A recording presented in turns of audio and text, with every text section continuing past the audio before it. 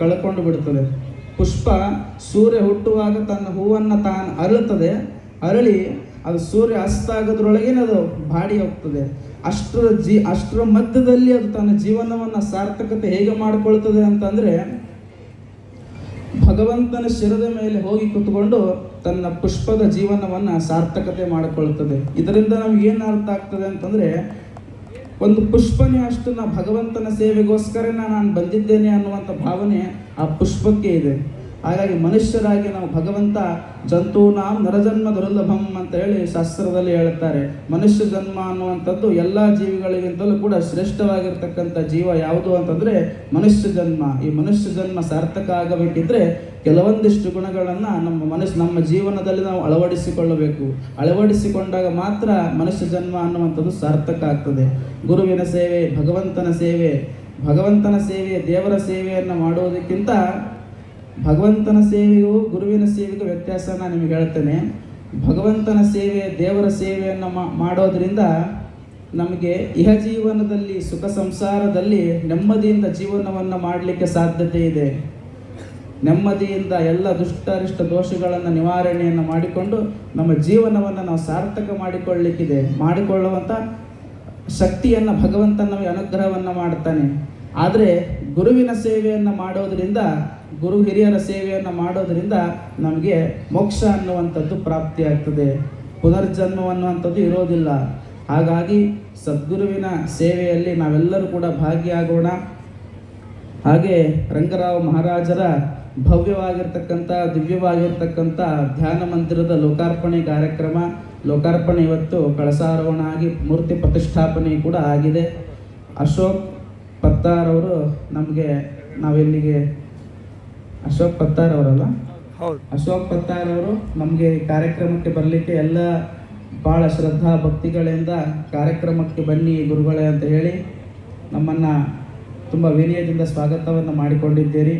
ನಿಮ್ಮ ತಂದೆಯವರಾದಂಥ ಗುರುಬಾಳಪ್ಪ ಮೋನಪ್ಪ ಪತ್ತಾರ್ ಅವರ ಮಕ್ಕಳು ನೀವೆಲ್ಲರೂ ಕೂಡ 3 ಜನ ಮಕ್ಕಳು ಕೂಡ ಗುರುವಿನ ಸೇವೆಯಲ್ಲಿ ನಿಮ್ಮ ತಂದೆಯವರು ಯಾವ ರೀತಿ ಗುರುಗಳ ಸೇವೆಯನ್ನು ಮಾಡಬೇಕಂತ ಅಂದಿದ್ದಾರೋ ಅದೇ ರೀತಿಯಲ್ಲಿ ಅವರಿಗಿಂತ ಹೆಚ್ಚಿನ ರೀತಿಯಲ್ಲಿ ನೀವು 3 ಜನ ತ್ರಿಮೂರ್ತಿಗಳಿದ್ದಂಗೆ, ಬ್ರಹ್ಮ ವಿಷ್ಣು ಮಹೇಶ್ವರರಿದ್ದಂಗೆ. ಹಾಗಾಗಿ ನೀವೆಲ್ಲರೂ ಕೂಡ ಭವ್ಯವಾಗಿರ್ತಕ್ಕಂಥ ಗುರು ಧ್ಯಾನ ಮಂದಿರವನ್ನು ರಂಗರಾವ್ ಮಹಾರಾಜರ ಧ್ಯಾನ ಮಂದಿರವನ್ನು ಇವತ್ತು ಸ್ಥಾಪನೆಯನ್ನು ಮಾಡಿದ್ದೀರಿ.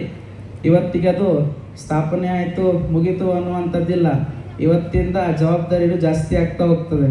ಇಷ್ಟರ ತನಕ ಮಾಡಿದ್ದು ಕಟ್ಟಡದ ನಿರ್ಮಾಣ, ಕೆಲಸಗಾರರ ಈ ಥರ ಸಮಸ್ಯೆಗಳಿದ್ದರೆ ಇನ್ನು ಮುಂದೆ ಜವಾಬ್ದಾರಿಗಳು ಜಾಸ್ತಿ ಆಗ್ತಾ ಹೋಗ್ತದೆ. ಇಲ್ಲಿ ಪ್ರತಿನಿತ್ಯ ಪೂಜೆ ಪುನಸ್ಕಾರ ಅದನ್ನು ಒಳ್ಳೆಯ ರೀತಿಯಲ್ಲಿ ನಡೆಸ್ಕೊಂಡು ಎಲ್ಲ ಭಕ್ತರು ಕೂಡ ಪ್ರತಿ ಗುರುವಾರವೂ ಕೂಡ ಮಂದಿರಕ್ಕೆ ಬಂದು ತಮ್ಮ ಮಕ್ಕಳಿಗೆ ಕರ್ಕೊಂಡು ಬನ್ನಿ. ಯಾರು ಕೂಡ ಇಲ್ಲಿ ನಾನು ಯಾರಿಗೆ ಹೇಳ್ತಿದ್ದೆ ನಮಗೆ ಅರ್ಥ ಆಗ್ತಾ ಇಲ್ಲ. ಹಾಗಾಗಿ ಎಲ್ಲಲ್ಲಿ ಯಾರ್ಯಾರಿಗೆ ಕೇಳುತ್ತಾ ಇದೆಯೋ ಮೈಕಲ್ಲಿ ಸೌಂಡು, ಅಲ್ಲಿ ಲಾಸ್ಟೆಲ್ಲ ತುಂಬ ಜನ ಅಡ್ಡಾಡ್ತಿದ್ದಾರೆ. ಅವರೆಲ್ಲ ಕುತ್ಕೊಂಡು ಕೇಳಿದರೆ ಒಳ್ಳೆಯದಾಗ್ತದೆ. ಹಾಗಾಗಿ ಎಲ್ಲ ಮಕ್ಕಳನ್ನು ಕೂಡ ಈ ಮಂದಿರಕ್ಕೆ ಕರ್ಕೊಂಡು ಬನ್ನಿ. ಮಕ್ಕಳಿಗೆ ನಾವೇನು ಮಾಡ್ತೀವಿಯೋ, ನಾವೇನು ತೋರಿಸುತ್ತೀವಿಯೋ, ನಮ್ಮ ಜೀವನದಲ್ಲಿ ನಾವು ಹೇಗೆ ಇದ್ದೇವೆಯೋ ಅದನ್ನು ಮಕ್ಕಳು ನೋಡಿ ಕಲಿತಾರೆ, ಹೇಳಿದ್ದನ್ನು ಕಲಿಯೋದಿಲ್ಲ. ಹಾಗಾಗಿ ತಂದೆ ತಾಯಿಗಳಾದವರು ಮಕ್ಕಳಿಗೆ ಕಲಿಸ್ಬೇಕಂತಂದರೆ ನೀವು ಯಾವ ರೀತಿಯ ಜೀವನವನ್ನು ನಡೆಸ್ತಿದ್ದೀರೋ ನಿಮ್ಮ ಮಕ್ಕಳು ಕೂಡ ಮುಂದೆ ಅದೇ ಜೀವನವನ್ನು ನಡೆಸಲಿಕ್ಕೆ ಸಾಧ್ಯತೆ ಇದೆ. ಹಾಗಾಗಿ ಎಲ್ಲ ತಂದೆ ತಾಯಿಗಳು ಕೂಡ ಗುರುವಾರ ಬಂತಂದರೆ ಸದ್ಗುರು ಸಮರ್ಥ ರಂಗರಾವ್ ಮಹಾರಾಜರ ಧ್ಯಾನ ಮಂದಿರಕ್ಕೆ ಬಂದು ಗುರುವಿನ ಪಾದ ಪೂಜೆ, ಗುರು ಸೇವೆಯನ್ನು ಮಾಡಿ ತಮ್ಮ ಮಕ್ಕಳಿಗೆ ಕೂಡ ಈ ಸಂಸ್ಕಾರಗಳನ್ನು ಕಲಿಸಿಕೊಟ್ಟಾಗ ಮಾತ್ರ ಇಂದಿನ ಮಕ್ಕಳು ಮುಂದಿನ ಭವಿಷ್ಯ ಆಗಲಿಕ್ಕೆ ಸಾಧ್ಯತೆ ಇದೆ. ಹಾಗೆ ಎಲ್ಲರೂ ಕೂಡ ಬಂದಿದ್ದೀರಿ. ಎಲ್ಲರೂ ಕೂಡ ಹುಬ್ಬಳ್ಳಿಗೆ ಬನ್ನಿ. ಹುಬ್ಬಳ್ಳಿಯಲ್ಲಿ ವಜ್ರಹಸ್ತ ಮಠ ಅಂತ ಹೇಳಿ ಮಠ ಇದೆ. ಮಠದಲ್ಲಿ ನಮ್ಮದೊಂದು ಸಂಕಲ್ಪ ಏನಂತಂದರೆ ಮಕ್ಕಳಿಗೆ, ಸಾವಿರಾರು ಮಕ್ಕಳಿಗೆ ಅದನ್ನು ಉಚಿತವಾದಂಥ ಒಂದು ಪಾಠಶಾಲೆ ಮಾಡಬೇಕು. ಹಾಗೆ ಯಾವ ಥರ ಮಕ್ಕಳು ಅಂತಂದರೆ ಎಲ್ಲ ಥರದ ಮಕ್ಕಳು ಅಲ್ಲಿ ಭಾಗವಹಿಸ್ಬೋದು.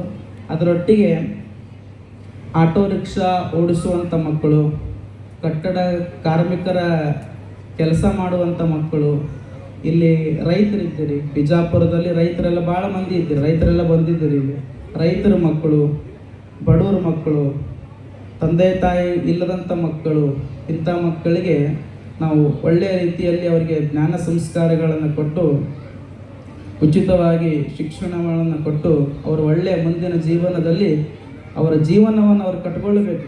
ಆ ರೀತಿಯಲ್ಲಿ ನಾವು ಮಾಡಬೇಕಂತ ಹೇಳಿ ನಮ್ಮ ಒಂದು ಸಂಕಲ್ಪ ಇದೆ.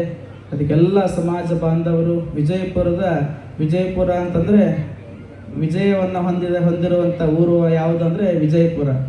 ಹಾಗಾಗಿ ಇಲ್ಲಿ ಭಾಳ ವಿಶ್ವಕರ್ಮ ಸಮಾಜ ಆಗಲಿ, ನಮ್ಮ ಸನಾತನ ಹಿಂದೂ ಧರ್ಮದ ಎಲ್ಲ ಅಭಿವೃದ್ಧಿಗಳು ಕೂಡ ವಿಜಯಪುರದಲ್ಲಿ ಈಗ ಆಗ್ತಾ ಇದೆ. ಇಲ್ಲಿ ನಮ್ಮ ಸಮಾಜದ ಎಲ್ಲ ತುಂಬ ಅಲ್ಲಿ ವಿಶ್ವಕರ್ಮ ನಗರ ಅಂತ ಮಾಡ್ತಾ ಇದ್ದಾರೆ. ಇಲ್ಲಿ ಗುರುಧ್ಯಾನ 6 ಎಕರೆ ಭೂಮಿಯಲ್ಲಿ ಗುರುಧ್ಯಾನ ಮಂದಿರ ನಿರ್ಮಾಣ ಆಗಿದೆ. ಎಲ್ಲ ಸಮಾಜದ ಎಲ್ಲರಿಗೂ ಕೂಡ ದಾನ ಧರ್ಮವನ್ನು ಮಾಡುವಂಥ ಮನಸ್ಸು ಬಂದಿದೆ. ಹಾಗಾಗಿ ಎಲ್ಲರೂ ಕೂಡ ಭಾಗಿಯಾಗಿ ನಮ್ಮ ಹುಬ್ಬಳ್ಳಿಯಲ್ಲಿ ಕೂಡ ಮಕ್ಕಳಿಗೆ ಆ ಥರ ಉಚಿತವಾದಂಥ ಒಂದು ಗುರುಕುಲವನ್ನು ಮಾಡಬೇಕಂತೇಳಿ ನಾವು ಸಂಕಲ್ಪವನ್ನು ಮಾಡಿದ್ದೇವೆ. ಆ ಪುಣ್ಯ ಕಾರ್ಯದಲ್ಲಿ ನೀವೆಲ್ಲರೂ ಕೂಡ ಭಾಗಿಯಾಗಿ, ಹಾಗೆ ನಾವು ಚಂದ್ರಮೌಳೇಶ್ವರ ಮಂದಿರ ಅಂತ ಹೇಳಿ ಉಜ್ಜಯಿನಿ ಮಹಾಕಾಲೇಶ್ವರ ಇದೆಯಲ್ಲ, ಆ ಥರದ ಉಜ್ಜಯಿನಿ ಮಹಾಕಾಲೇಶ್ವರದ ಹಾಗೆ ಚಂದ್ರಮೌಳೇಶ್ವರ ದೇವರ ಭವ್ಯವಾಗಿರ್ತಕ್ಕಂಥ ಮಂದಿರವನ್ನು ಕೂಡ ಮಾಡ್ತಾ ಇದ್ದೇವೆ. ಎಲ್ಲರೂ ಕೂಡ ಅಲ್ಲಿಗೆ ಬಂದು ಒಮ್ಮೆ ಭಗವಂತನ ಮೂರ್ತಿಯನ್ನು ತಂದಿಟ್ಟಿದ್ದೇವೆ. ಎಲ್ಲರೂ ಕೂಡ ಒಮ್ಮೆ ಬಂದು ದರ್ಶನವನ್ನು ಮಾಡಿಕೊಳ್ಳಿ.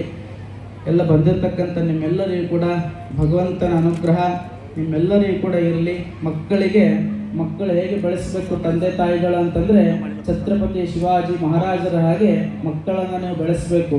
ನಮ್ಮ ಸನಾತನ ಧರ್ಮ ಉಳಿಬೇಕಿದ್ರೆ ಇವತ್ತೆಲ್ಲ ಇಷ್ಟು ಇಲ್ಲಿ ನಮ್ಮ ಕೇಸರಿ ಬಣ್ಣ ಕಾಣ್ತಾ ಇದ್ದರೆ ಛತ್ರಪತಿ ಶಿವಾಜಿ ಮಹಾರಾಜರ ಕೊಡುಗೆ, ಆದಿ ಜಗದ್ಗುರು ಶಂಕರಾಚಾರ್ಯರ ಗುರುಗಳ ಕೊಡುಗೆ.